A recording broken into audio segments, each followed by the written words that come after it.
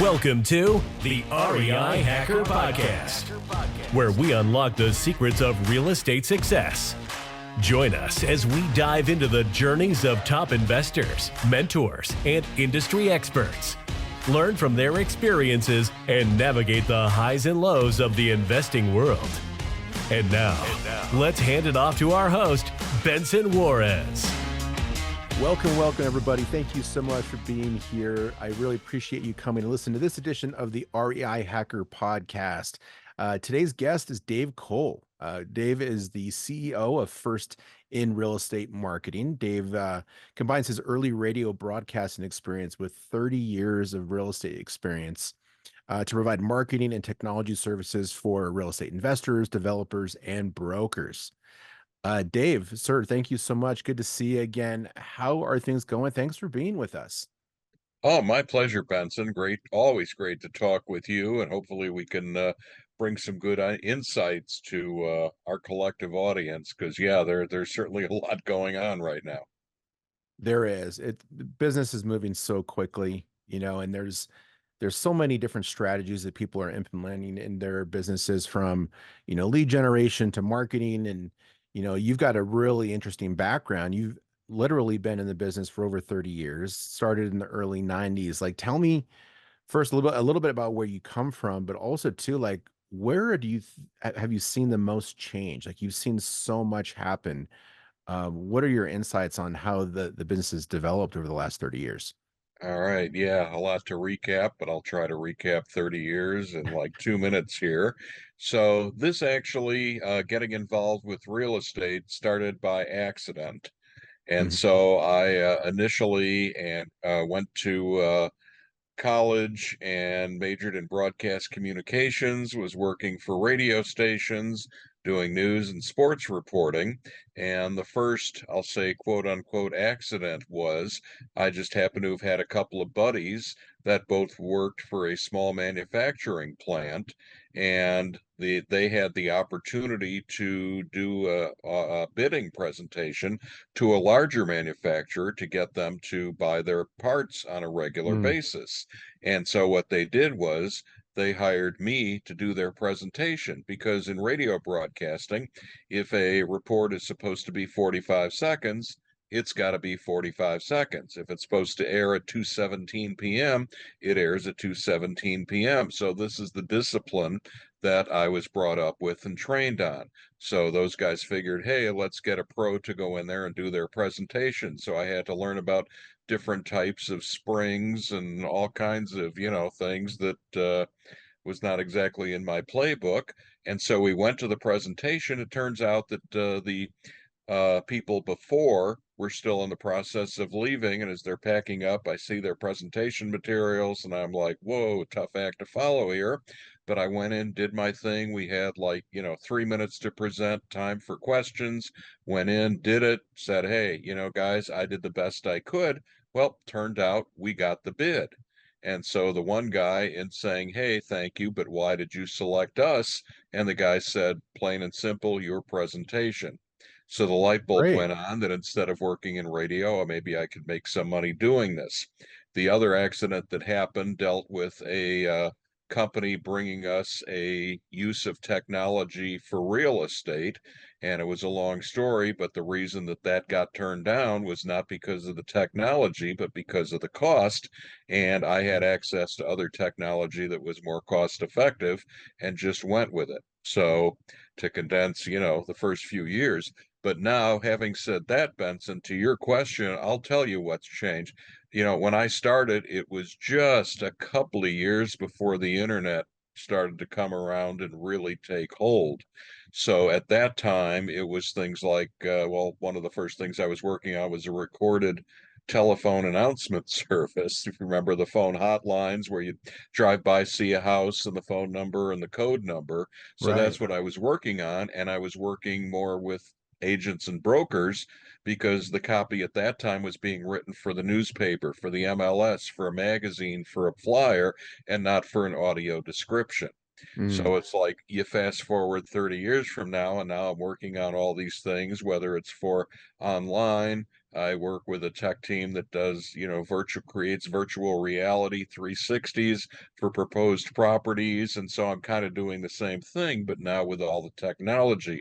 So what has changed is that, yeah, now there's all this technology and the apps and all these things. And so while the technology and the apps and the online services are great for finding properties and finding comps, and obviously that service is why we're on the call, but Hmm. it's also that people, by using those apps, it's great for finding properties, but then what do you do with them when you find them? How do you know it's a good deal? Benson, that's where the change is. I'm finding Mm. too many, and to me, too many investors, especially newer ones, over rely on the technology that's out there.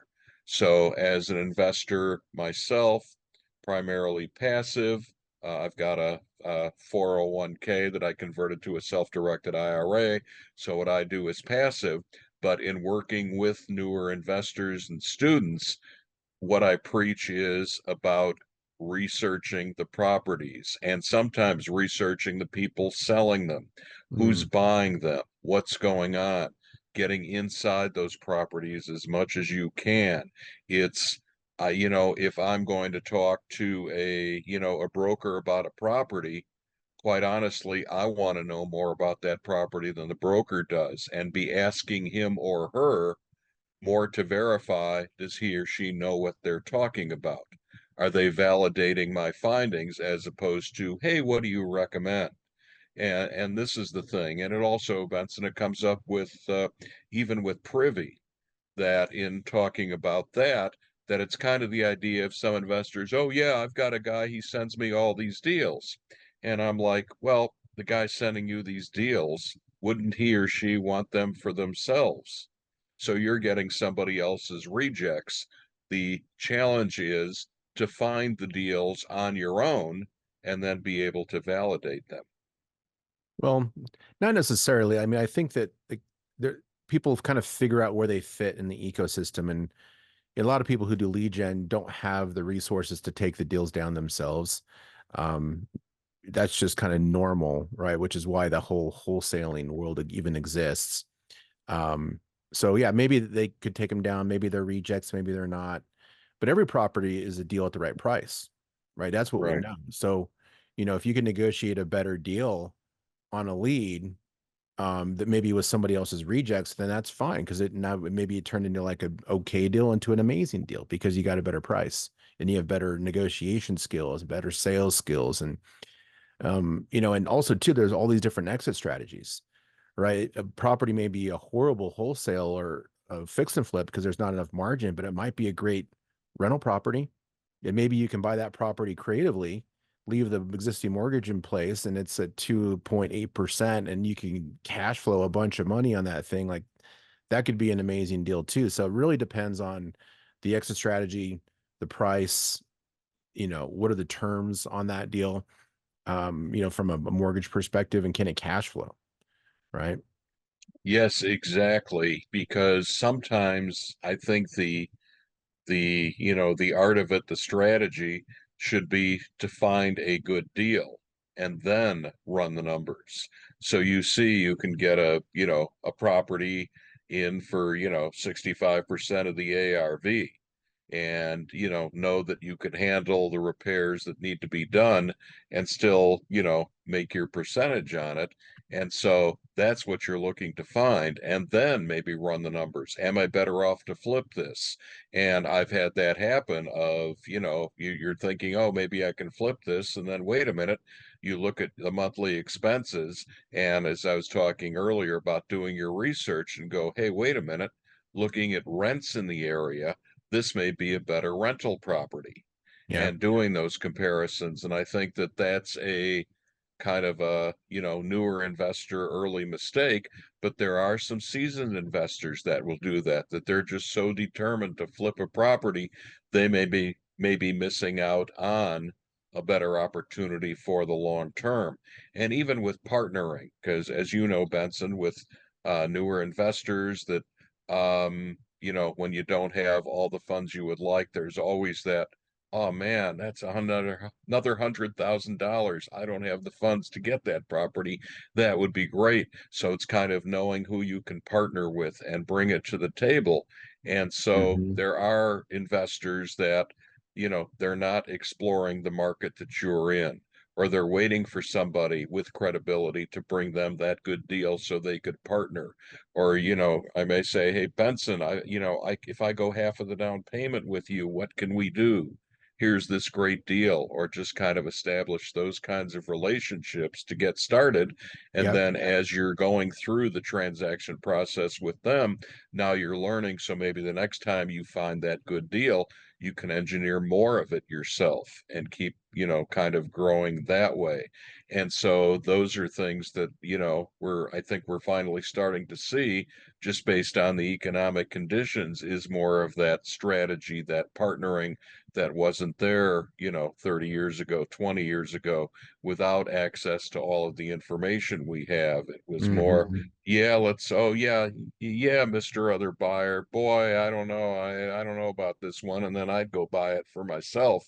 And now I think we're seeing the advantages of partnering, and it's things like some of the states lowering the costs for LLC or LLCs, and you can Mhm. do an umbrella LLC.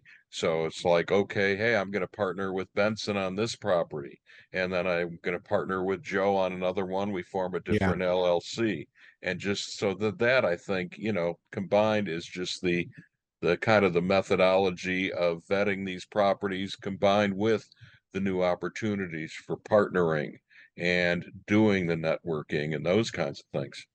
Yeah, for sure. There's so many different ways to make money in this. I partner up with Pace Morby, and he's got all these verticals that he's creating within his community because he figured out that there are so many other ways that people can bring value to the table that isn't what you would typically find that's valuable. Like, before it was like sales skills, the lead, the cash, the person was the cash, the person was the expertise to do a flip. Those are like the main ones you think about. And then people started to figure out, okay, well, there's another one for people who can hustle. Maybe I got extra time so I can knock on doors. I got extra time so I can, you know, cold call. Right. So that now is another extra layer. And then Pace has found some ways where he created this whole thing called top tier TC, transaction coordination. So there's these people that are not good at sales, don't have money, don't have a whole lot to bring to the table, except for they're very meticulous.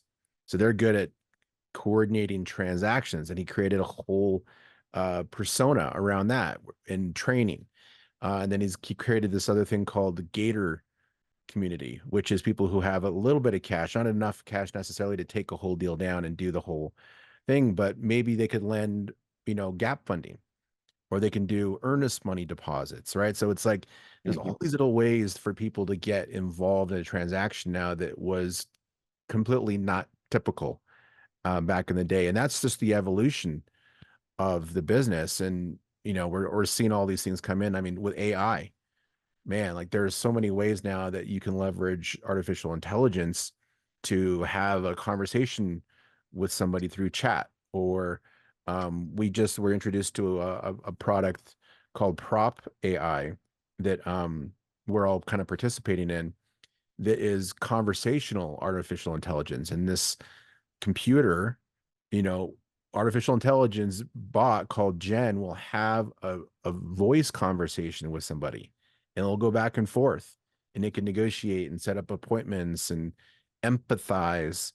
Like, I can only imagine what you've seen in your 30 years back from these phone services to now conversational artificial intelligence. Like, is that just like blowing your mind?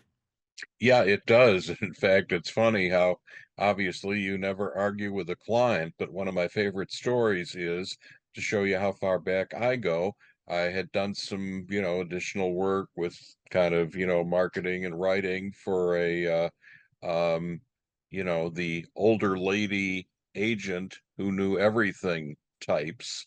And she was like arguing with me, well, why should I spend money to post this listing online? I don't know anybody that has a computer. So that's how far back I go.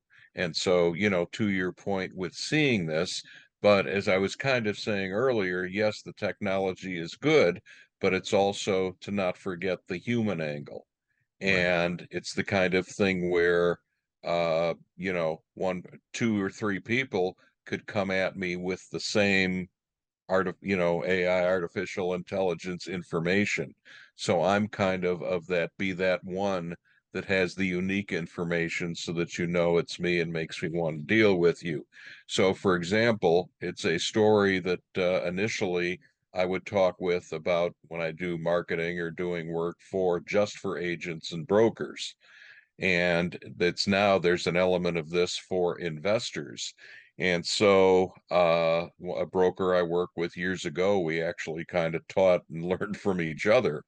So, because I talk about tracking things, and even if it's an Excel spreadsheet or, a pad of paper and a pen or little sheets with different colors so you can categorize, or if you've got a CRM, whatever you're using to track, is keep track of when you're focused in on a market. Yeah, you're looking for good deals, but what's on the MLS? What's selling? What are the amenities? And then Mm-hmm. it's things like keeping a spreadsheet, days on the market, things about the house, go to estate sales, garage sales, open houses, know everything you can about every house in that neighborhood because that's how you find a good deal. So if hey, I can get $325,000 for a house like that, and you uncover one that you can get for 250 with some repairs and have a margin, now and you've got the research to prove that. But anyway, with Right. this agent, the idea of what he was doing and what I now preach is, besides days on the market and all these little facts, keep track of the agent and affiliation, the office that listed it, and keep track of the original list price versus what they sold it for. So in the case of this agent, he got tired of agents taking property listings just to get the listing. And he actually, from his tracking over the course of months, found an agent and had talked to her. And she was with a competing office, which, used to matter more than it does now. And she would talk about how she would walk away if they weren't priced right and didn't have certain amenities that she knew she could Mm. sell. And so this guy that I was working with realized that, and that she was listing only those properties that, met her qualifications. He was working with buyers and he brought her 3 deals within 1 year upon finding that out. So we took it a Nice. step further, and it's things like, okay, if you're a buyer and you track over days, weeks, months, and even years, now you're going to notice some agents that, hey, they keep getting 85 to 90% of list price or the original asking price for their transactions. So if you know that, you're not going to find that in the MLS or on any service. So if you know that and you're looking to buy, as they say in Ghostbusters, who are you going to call? So you know these things about the agents, Yep. but they couldn't possibly know that you know that. So it's Right. things like that, who's doing what, and also maybe you can see from tracking investment properties in the area, as kind of a backup, which agents are working with investors. So that's one method. Another good friend of mine that it's an investor. In fact, now he's in his 70s, so he's been investing. I've known him almost 40 years, and he's been investing the whole time. He's fortunate to own a co-op, which is kind of in between an apartment and a condo, but he owns it in Manhattan. And so Mm. right now, he's not looking to buy or sell anymore. He's kind of keeping what he's got. But what he does when he's in town is he will look for open houses in the area and go to any he can make that are similar to his place. So he will go say, hey, I'm an investor in this area. I own the place at such and such. I want to see how this compares. What are you asking? He will talk to the agents. So in the meantime, from doing this over the years, now he's seeing where his property is. Hey, I better fix up such and such. that kind of thing to keep his property on top. And during the Yeah. times he's been looking, he's got people he can call. Hey, remember that property on 3rd Street? Yeah, I know that's sold, but I'm looking for something like that priced here. If you hear of anything, let me know. So it's a way to develop his network. Yeah. For the Network, those yeah, conversations are really important. right. Being out And there in that ecosystem and letting people know what you do so that next yeah, time they're thinking about, oh yeah, this guy, like he's looking for this, that they can call and touch base.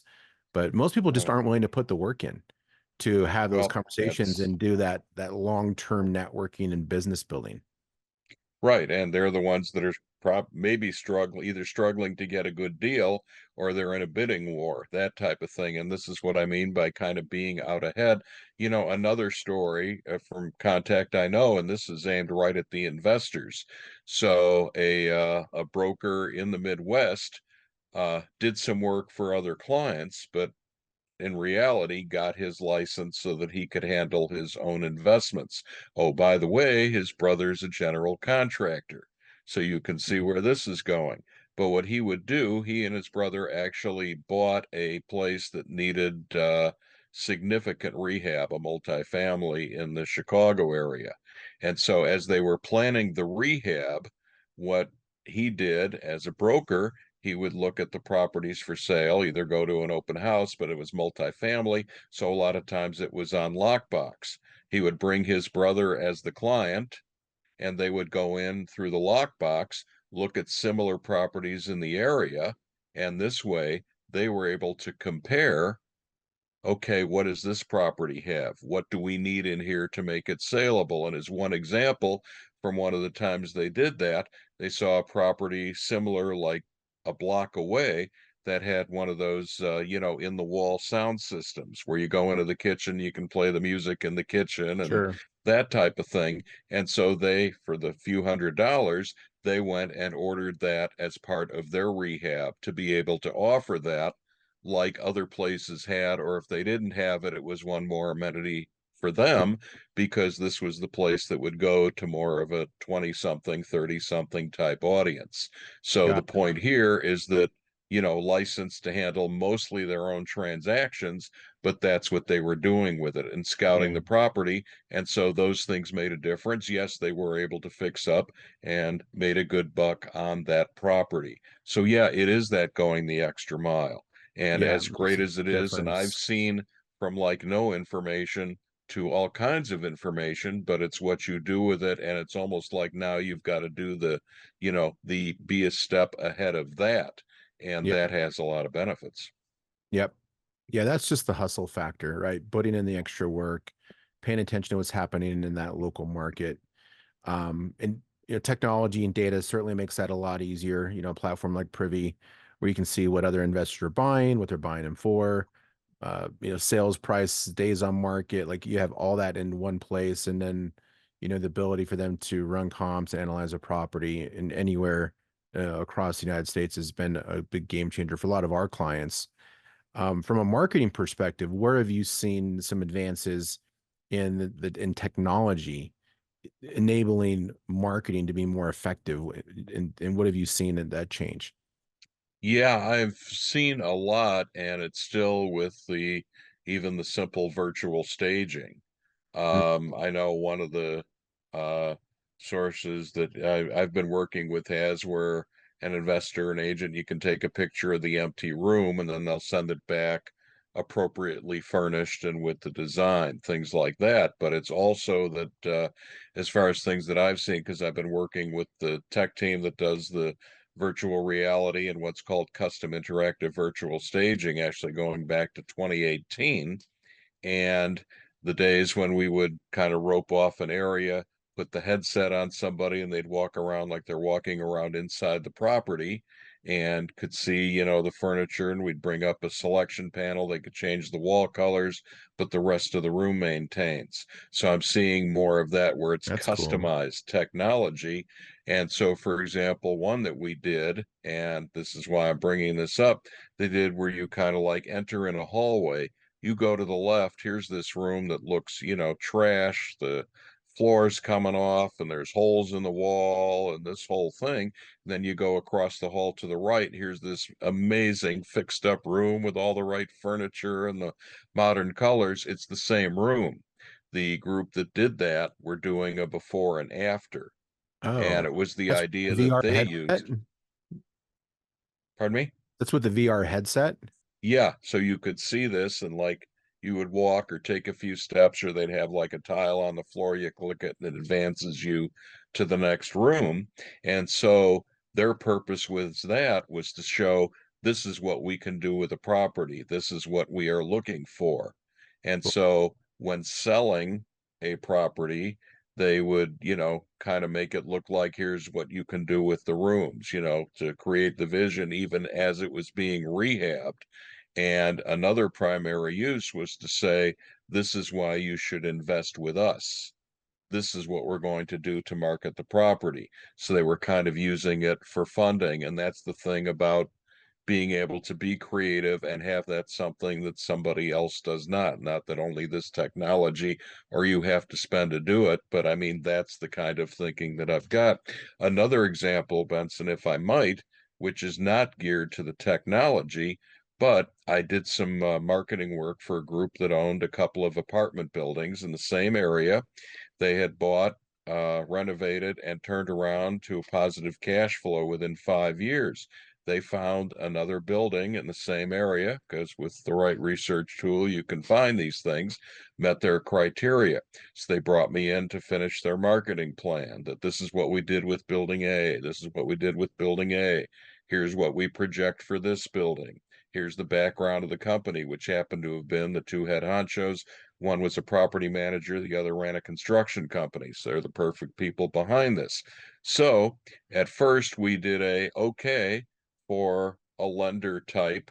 Here's, the loans we've made good on. Here's our credit. Here's all this so that you should lend us the money to acquire this next property. They needed funding. Took that page out, and then I did okay, Mr. Investor, if you invest such and such, you get a percentage. Here's your expected rate of return within a 5-year period. Because they didn't care if they got a loan or took in a partner, they wanted to acquire that property. So to your earlier question, Benson, I just happened to think of that. Now there's a strategy. So it's kind of like they had proposal A and proposal B on their desk, depending on who asked. It was whoever Right. got to them first. And so, yes, that involves the kind of the technology and things to discover the property and the templates for the proposal and all that, but it's that element of now, hey, instead of just going for lenders or just going to investors, and it takes this, the right situation to do that. But that was something that they did to try to get the edge and get the funding so Got that it. somebody else did not beat them to that property because other people, investors, would have access to finding that property. So that's to kind of combine all these points. I think that's Yeah. probably the best example I've got for you. Yeah, that's pretty good. I like the idea of doing the virtual reality. I've seen those images that you find in listings where they have one. It looks like it's perfectly furnished, and I can't tell the difference until you look at the Mhm. photo and the furniture disappears. You're like, oh my God, that was put in there virtually. Yeah. It's amazing And how good that technology is now. Like it's almost imperceivable with the naked eye. And it like fits perfectly with like, with distance, like so the back of the couch is smaller than the front, right? So there's depth to it and the different materials and it, depending upon where the lighting is in the room, like you've got the right shadows and the right um I guess you would say like the color right. based off of And where the then, light yeah, is. It's the really guys I cool. work with, the guys I work with will take even from floor plans and architectural drawings and create that for proposed properties. So Hmm. this way it can be used in the design process. What color do you like the walls? What type of flooring? And then it's the idea of for pre-selling or pre-leasing. So you'll be driving down the street and there's just the wood frame for some new, houses going up, and you'll get that, 5% already sold, or we've sold 3, and this is a way that we can do that. So maybe they offer a little discount for pre-buying, but this can be used as a marketing tool, help in the design process. And to the example I gave a couple of minutes ago, it could be, hey, this is why you should invest with us. We're using this technology to help with marketing those properties. Right. So are those the kinds of services you're providing to your clients? Is like you're kind of like consulting on the best ways of getting a particular property to sell? Is that mostly what you're doing, is working with Yeah, it's I guess because I also do help with the strategies, business plans. I've been actually in the last couple of years working even on some more offering memorandums, case studies, property proposals, and that type of thing. So yes, it's also using the technology, and just in my experience, that it keeps me hopping. I may be talking with owners or investors or brokers, developers about the technology, and they'll go, oh, yeah, we could use a marketing plan or an additional feasibility study. Or I'll be talking with somebody about the feasibility study and preparing for the proposed property, and they'll go, yeah, we want to use the technology to help sell. So I'm kind of, it's as I call what I do, it's kind of creating opportunities for brokers, investors, and developers, whatever it takes to get them to the closing table, is kind of how I how I sum it all up. So you're marketing on the back end of a deal, potentially, not necessarily for lead generation. Right. Yeah, this it's almost like, how to well, it's kind of a form of lead generation because you may be looking for sellers or buyers, but it's not the massive, hey, let's send out, 10,000 postcards and get three people we can work with. It's more of a kind of a custom thing, which Mhm. fits in with what I was saying before. People have access to the technology, but you want to be the one that's got the, hey, nobody else told me this, or I didn't know that, or the one that's kind of come up with that special thing that kind of makes you unique and Mhm. sometimes can even help you with partnering. I know we were talking about that a couple of minutes ago, Yep. but it was another example. I was talking and going, to investors meetings, networking events, and so forth. A guy that was recently retired firefighter in the Chicago area, and he's looking at retirement funds, but didn't at that time have the wherewithal to find deals. And I was like, hey, you're bringing something to the table. You're going to find deals by partnering, because he could go into older buildings and say, hey, I'm a fireman, hey, that's a fire code violation or a potential violation. Now, he knew it could be $50 worth of wire from Home Depot to fix it, but he would just point out how that could be a fire code violation to help get the price down or to Mm. help in negotiations, which brought value to the money man who would have never thought of that and been forced to pay a higher price and might not have taken the deal. Yeah. So it's things like that. And that's where I kind of like to come in and kind of, I call it positioning, position Mhm. the people. And I'll go, okay, Mr. or Ms. potential client, what do you bring to the table? What's there from your experience? Even if you haven't invested, people, maybe they've worked in the banking industry, they've done accounting for a big business. There's things that they can kind of bring to the table. Or it's even, I've had where somebody was in the small town they grew up in and knew what every single house, and every building used to be and what was there. And that's valuable information to an investor that, barely even knows where the town is, to be Right. able to bring them a deal where you're coming in with the history. And that's what I look for, Benson, is that what's that, give me that, as they say, unique selling proposition. How can I place you into this particular situation? Yep. Yeah, there's so many different angles out there, and like right now, like I'm doing some investing as well, and people are like, "Well, what's your lead generation?" And for me, the biggest lead generation tool that works is referrals, right? So like I get properties sent to me all the time, and opportunities for private money lending, opportunities for, subject to deals or fix and flip or buy and hold. And I can't do everything that comes my direction, but it's way less expensive to do that than it is to go out and spend a bunch of money on, like you said, mailers or doing pay per click or, some of those other things that work. But, if I'm not looking to close 10 deals a month, referrals is great, right? Yeah. And getting those from people who are out there on the ground and needed some assistance just to kind of get the deal to the closing table. Yeah, and some of it too, Benson, is to be letting those people know what your criteria is. Your It's buy box. okay to say, you know what, I invest in anything between 300 and $400,000 in this zip code that has at least 3 bedrooms or Yeah. 4 units or whatever you're looking for. The more specific you get, and by promoting a specialty, Yeah. sometimes people know it and they'll say, hey, you're really good at finding those 2 flats in whatever city. Do you think you could help me find one in another city? And you go, well, I don't know the market that well, but here are things to look for in that type of building. And it kind of maybe helps spread your expertise. So by having that something where they'll remember you, they'll come to you. It might even be as a consulting role. And as you get more seasoned and you've got money, you go, hey, that thing in another city. Yeah, let me take a look at that. Do they need partners? Somebody to, could I get 10% of that? That looks good. Or just ways to kind of, again, getting yourself into that situation where you're Yeah. bringing them something unique. Ideally, something not that they can't get it anywhere else, but they don't know who else to get it from. It's, I guess, a good way to put it. Yeah. It's opportunistic, right? Like figuring out a way to, help the transaction. But it's deal flow, right? To get in front of as many Yeah, deals as possible. Um, so for your services, then the marketing, it's helping people to sell properties on the back end. That's some of the stuff you do, right? And it's consulting, right. and then using your 30 years of experience.